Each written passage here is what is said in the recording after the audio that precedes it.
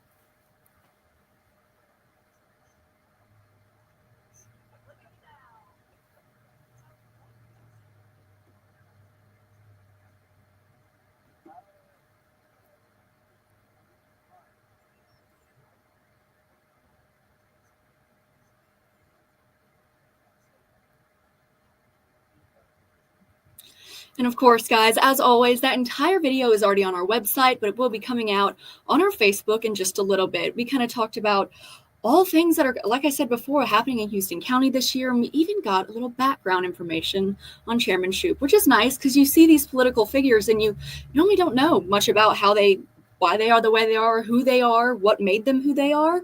And so it was just good to kind of sit down with him and get some background.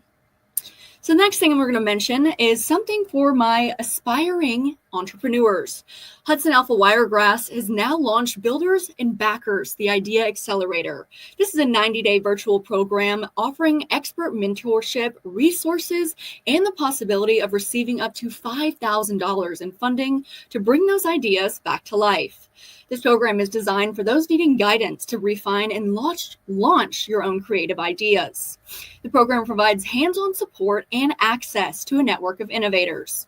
Applications are open through March 11th, and the link to apply, of course, can be found on our website. Getting into weather, I know we have a little bit of a chance of getting some severe weather. This I found from the National Weather Service. And as you can see down here in Dothan, we are sitting at about on the the slight risk and marginal risk line for some severe weather. Obviously, you guys, like I've said, I'll say it again and again because I know new people watch. I am not a meteorologist. I get this information from trusted sources, but I am not the one you need to be checking into for updates about what's going on. Of course, check in with your local meteorologist and just the National Weather Service if you have any more questions. So now we're talking about the weather tonight. As you can see, that evening rain chance is up to 86%. So I'm assuming we're going to get probably some heavy downpours, but as you saw in that previous photo, we are not in the area for much high risk severe weather as some of our neighboring cities and counties. And guys, I think that is going to be it for me today. I appreciate you all for joining me again for Wiregrass Daily News at 6. And of course, I will see you right back here tomorrow.